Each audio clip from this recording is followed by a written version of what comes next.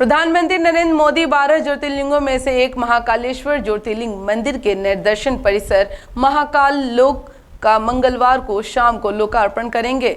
इसी बीच मध्य प्रदेश कांग्रेस की नेत्री और उज्जैन प्रभारी शोभा ओझा और प्रदेश प्रवक्ता संतोष सिंह गौतम ने मुख्यमंत्री शिवराज सिंह चौहान पर आरोप लगाया है कि वह महाकाल मंदिर विकास एवं विस्तार के लिए पूर्व मुख्यमंत्री कमलनाथ द्वारा किए गए योगदान को उपेक्षित कर सारा श्रेय खुद ही लेने का प्रयास कर रहे हैं।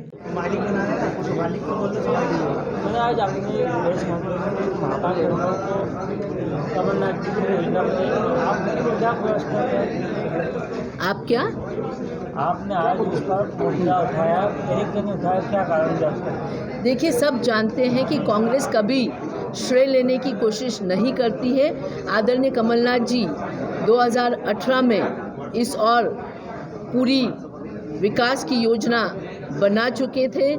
300 करोड़ रुपए उज्जैन में भोलेनाथ के मंदिर के विकास की और तमाम सुविधाएं करने के लिए आवंटित की गई थी। पहला टेंडर हो गया था, 3 मंत्रियों की ड्यूटी लग गई थी और एक टाइम बाउंड पीरियड में विकास हो उसकी पूरी तैयारी कर ली गई थी। क्योंकि सरकार भारतीय जनता पार्टी ने 1.5 साल में गिरा दी, तो इसलिए वो पूरी नहीं हो सके हमारे कार्यकाल में। पर ये सपना हमारा था, सोच हमारी थी, शुरुआत हमारी थी, पर भारतीय जनता पार्टी उसकी वाहवाही कमाने में लगी हुई है, अपनी खुद की पीठ थपथपा रही, जो कि वो हमेशा करते हैं कि काम कोई और करता है, वो केवल श्रेय लूटने का काम करते हैं। हमारी श्रद्धा है भोलेनाथ जी में, हमने कभी उस बात का जब काम करा था तभी भी श्रेय नहीं लिया था। और यही नहीं, तमाम मध्य प्रदेश के मंदिरों के लिए आदरणीय कमलनाथ जी ने विकास की योजनाएं बनाई और काम शुरू किया था।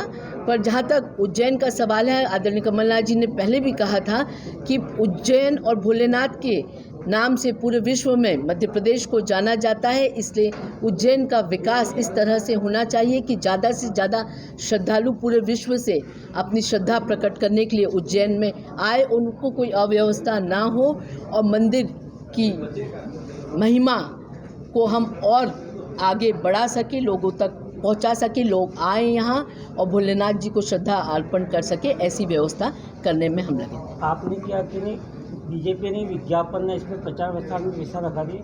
कांग्रेस भी बड़े स्तर पे प्रचार विस्तार करती है। जब कांग्रेस की सरकार थी तो बड़े स्तर पे विज्ञापन लगते थे, होर्डिंग लगते थे। नहीं, देखिए, कांग्रेस ने, आपको याद होगा कि आदरणीय कमलनाथ जी ने बैन लगा दिया था और उसके चलते, क्योंकि उन्होंने कहा था मैं फिजूल खर्ची नहीं करूंगा, जो पैसा टैक्स पेयर्स का है, जिस काम के लिए आवंटन हुआ उसी काम में लगना चाहिए। विज्ञापन, प्रचार प्रसार, इवेंट मैनेजमेंट से बहुत दूर है कमलनाथ जी और कांग्रेस की सरकार।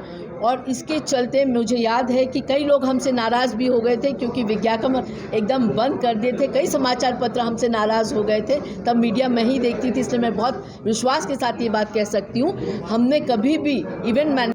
वहीं प्रदेश कांग्रेस कमेटी के प्रवक्ता संतोष सिंह गौतम ने भी एक वीडियो जारी कर भारतीय जनता पार्टी पर आरोप लगाया कि भाजपा की शिवराज सरकार कांग्रेस पार्टी और कमलनाथ सरकार के योगदान को अनदेखा कर खुद ही सारा श्रेय लेने की कोशिश कर रही है। यह प्रदेश की जनता और सनातन धर्म के करोड़ों धर्मावलंबियों की आस्था के केंद्र भगवान महाकाल को भी धोखा देने का अपवित्र, असफल और निंदनीय प्रयास कर रही है। साथियों नमस्कार। आप सभी जानते हैं कि वर्ष 2018 में जब माननीय कमलनाथ जी के नेतृत्व में 15 वर्षों बाद कांग्रेस पार्टी सत्ता में लौटी थी, तब उसने न केवल अपने तमाम जनहितैषी वचनों को पूरा करने की दृढ़ इच्छा शक्ति को प्रदर्शित किया, बल्कि उसने यह भी दिखा दिया कि झूठी घोषणाओं और अपने वचन के प्रति प्रतिबद्ध होने में जमीन आसमान का अंतर होता है। अपने इसी दृढ़ निश्चय के चलते प्रदेश के चहुमुखी विकास के प्रति समर्पित कमलनाथ जी ने मुख्यमंत्री बनने के बाद इस बात का फैसला लिया कि दुनिया भर के सनातन धर्मियों की श्रद्धा के केंद्र उज्जैन स्थित भगवान महाकाल के पावन ज्योतिर्लिंग मंदिर के विकास और विस्तार के लिए एक समग्र योजना बनाई जानी चाहिए। कमलनाथ जी के इसी दृढ़ निश्चय को मूर्त रूप देने के लिए अगस्त 2019 में कांग्रेस सरकार के मंत्रिमंडल ने महाकाल मंदिर विकास और विस्तार हेतु 300 करोड़ रुपए की योजना बनाई, जिसका विस्तृत ब्यौरा महाकाल मंदिर के पुजारियों के समक्ष भी रखा गया। इस योजना को 2 चरणों में विभाजित कर इसमें फ्रंटियर यार्ड, नंदी हॉल का विस्तार, Mahakal theme park, Mahakal corridor, Maharajwada complex, Kumbh संग्रहालय, अन्न क्षेत्र, धर्मशाला, रुद्रसागर के लैंडस्केपिंग, रामघाट मार्ग के सौंदर्यीकरण एवं अन्य सुविधाओं का निर्माण व विस्तार भी प्रस्तावित किया गया। केवल यही नहीं, कमलनाथ सरकार ने ओमकारेश्वर ज्योतिर्लिंग मंदिर के विकास, राम वनगमन पथ के निर्माण के साथ ही पुजारियों के मानदेय में भी 3 गुना तक की अभूतपूर्व वृद्धि की थी।